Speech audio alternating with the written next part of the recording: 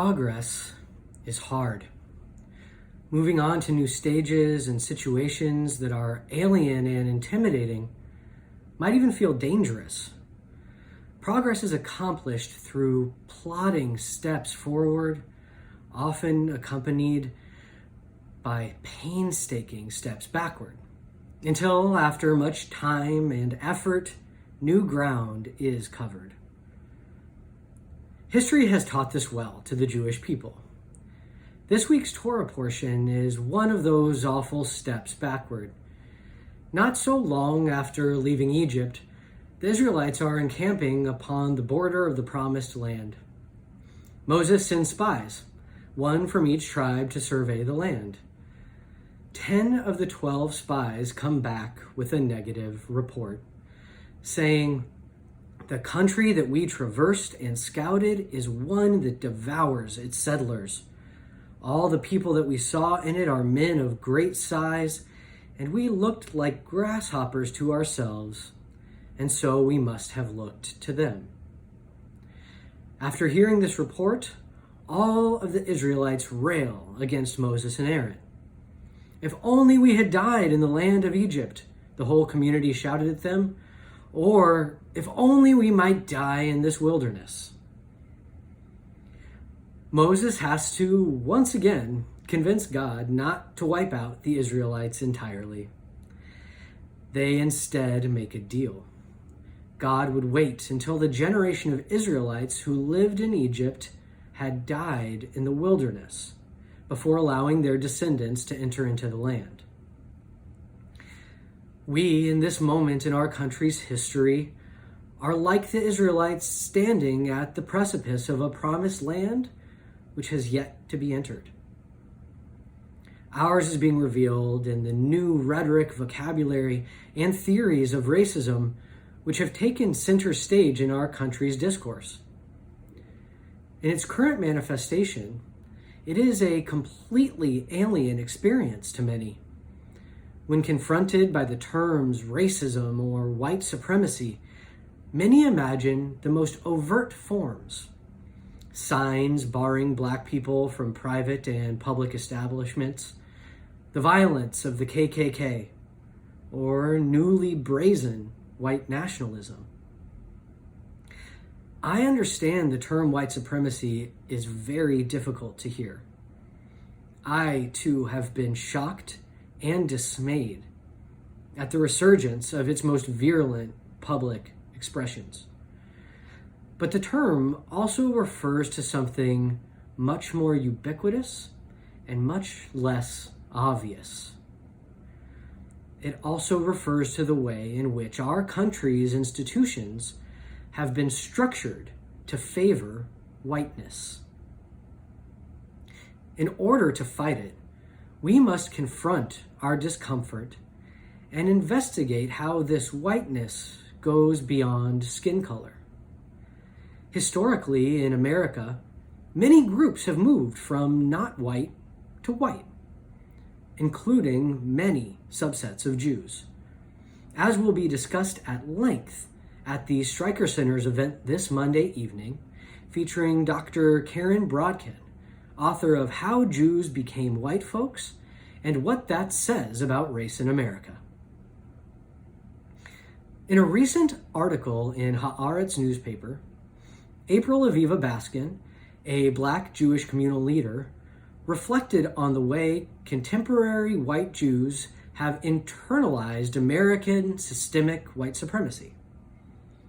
According to Baskin, somewhere in the process of fleeing anti-Semitism in Eastern Europe and assimilating in the United States, the country's history of white supremacy and racism, quote, got woven into the fabric of the American Jewish community, not necessarily intentionally, but by joining that status quo and trying to protect themselves. The questions white Jews increasingly need to ask themselves, she says, are: what was the price your family paid to get conditional access to whiteness? Was it changing your name? Was it moving the mezuzah inside the house door? Those are options. Black people don't have those options. April Baskin is pointing to a very clear and present issue within the white Jewish experience. In facing this issue, we may feel just like our ancient Israelite ancestors felt, as if we are but grasshoppers in the eyes of white supremacy, that we are not up to fighting it. After all, many white Jewish people still remember a time when Jews were openly discriminated against in mainstream America. College quotas, exclusion from social clubs and neighborhoods excused violence against us, and ceilings on careers. But, according to Mark Dollinger in his History of the Black-Jewish Alliance, quote, by the 1950s, American Jews enjoyed the privileges of inclusion in the white middle class. Even as they boasted a disproportionate presence in liberal reforms, Jews had already separated themselves from blacks, both physically and sociologically. Restrictive housing covenants eased, quota restrictions all but ended. So at the same time, Black people were fighting for civil rights in the 60s, with white Jews disproportionately present in support, white Jews had overwhelmingly assimilated into white America. This is where our moment of change comes in. The Israelites in our Torah believed the next step towards the promised land was too much for them, and they bemoaned their sense of powerlessness. It deferred their dream for an entire generation. We too have a challenge before us today, as our Black neighbors struggle once again for equality. We, who feel we only so recently gained access to this equality, fear that by standing up to systemic racism, we may lose what we gained through assimilating. Our own assimilation is a tricky issue for us. We have sought to blend in with our neighbors just enough, while still trying to maintain distinctive Jewishness. April Baskin's questions show us, though, that this striving in and of itself was a way of entering into the institutions of our country that are steeped in systemic racism and white supremacy. Have we, in the pursuit of our own equality, internalized whiteness as supreme? Each step along the way, we adapted ourselves in order to fit into these systems. But as April Baskin asks, at what cost? New York Times best-selling author of How to Be an Anti-Racist, Ibram X. Kendi, wrote, "The white body defines the American body. The white body segregates the black body from the American body. The white body instructs the black body to assimilate into the American body. The white body rejects the black body assimilating into the American body, and history and consciousness duel anew. To be anti-racist is to emancipate oneself from this dueling consciousness." We have gone deep into the wilderness of whiteness in America and must seek to emancipate ourselves from the dueling consciousness we have feared for the past centuries. We've been standing at the border of our promised land for too long. Our own dueling consciousness has kept us aware that we have only just recently gained equality, just as the Israelites in our story today had only recently left Egypt. We must not balk in fear at the challenges ahead, as the Israelites did, at the border of the promised land.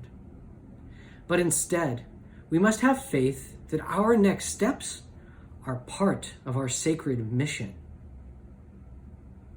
This begins by us taking a hard look at how we, individually and collectively, have benefited from whiteness, even if it is conditional and new to white Jewish people. We must also take a hard look at what it would mean to cease benefiting from whiteness. How can we as individuals and as a community work to make our lives, our institutions, and eventually our country one in which whiteness is no longer an idol to which all things bow? The Israelites in this week's Torah portion bemoaned the hard work, the difficulty, even the danger they were facing to enter the Promised Land. And this led to their dream of freedom and liberation being deferred until the following generation. We today stand facing a Promised Land that many dreamers have seen before us. There are hazards, to be sure, and difficulties to overcome along the way. But if we begin with ourselves, if we look within our own minds, our own homes, our own institutions, and decide we have had enough, we may enter into this Promised Land in our own days. We may, along with our brothers and sisters of color, overcome the giants of white supremacy and systemic racism, and find a new land flowing with milk and honey. We must only begin with ourselves. Shabbat Shalom.